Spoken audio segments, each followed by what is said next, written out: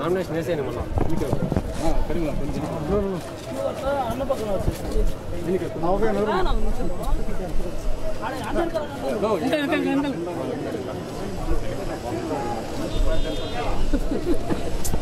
ఓకేనా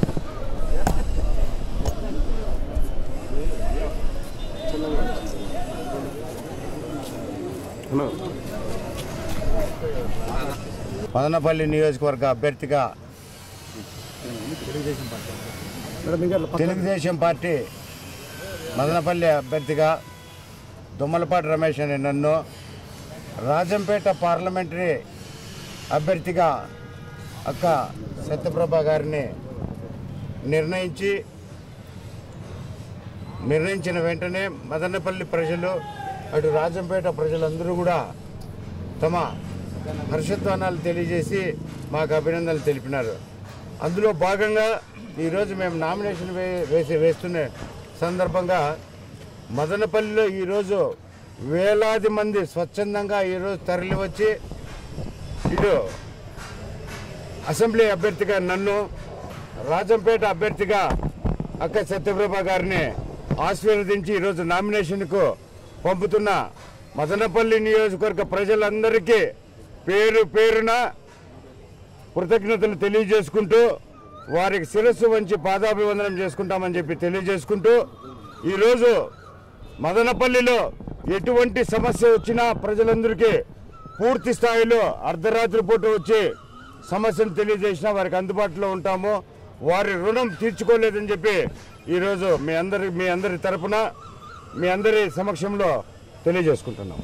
మన తెలుగు రాష్ట్రం జరిగిన విభజన అన్యాయాన్ని ఢిల్లీ పార్లమెంట్లో చెప్పాలా అనేసి నన్ను ఇక్కడ అసెంబ్లీలో చెప్పడానికి దుమ్మలపాటి రమేష్ గారిని ఒక జోడెద్దుల బండి కట్టినట్లు మమ్మల్ని ఇద్దరిని కట్టి మదనపల్లి నియోజకవర్గంగా ముఖ్యమంత్రి గారు సెలెక్ట్ చేసుకోవడం జరిగింది. ఈ బండికి చక్రధారులు, సూత్రధారులు అన్నీ తెలుగుదేశం పార్టీ కార్యకర్తలే కాబట్టి మేము ఈ ఎద్దును మోస్తూ ముందు నడుస్తుంటాము. కానీ ఎద్దులుగా ఈ పార్టీ చక్రం తిప్పే అధికారము చేకొట్టురా తెలుగోడ అనే పదాన్ని ఉపయోగించుకుంటూ ఈరోజు మన రాష్ట్రాల్లో ఉన్న తెలుగుదేశం కార్యకర్తలందరూ మమేకమయ్యి ఈ బండ్ల వెనకాల నడుస్తున్నారు. వీళ్ళ గర్జనకు ఢిల్లీలో గర్జన చేయాలని, అక్కడ వినపెట్టాలనే ఈ ఉద్దేశంతో ఈసారి ఎక్కువ పార్లమెంటరీ సీట్స్ తీసుకెళ్ళి అక్కడ ఈ గర్జన చేయాలని ముఖ్యమంత్రి గారు చెప్పిన సదుద్దేశం ప్రకారం ఈరోజు మనం చూసాము. కార్యకర్తలంతా ఎంత ఉల్లాసంగా వాళ్ళు మన వెనక వస్తున్నారంటే ఈ ఒక్క గర్జనతోనే తెలుగుదేశం పార్టీ ముందడుగు వేసి మొత్తం రాష్ట్రంలో ఉన్న ఎంపీ సీట్లు, అసెంబ్లీ సీట్స్ అన్నీ తీసుకెళ్ళి ఇక్కడ వచ్చిన ఆదేశానుసారం అక్కడ గర్జించడానికి సాధ్యమవుతుంది. ఈ ఒక్క పని చేయాలంటే సమర్థవంతమైన మన నాయకుడు చంద్రబాబు వారి వల్లే సాధ్యమవుతుందని మాకు ఈ బాధ్యత ఇచ్చారు.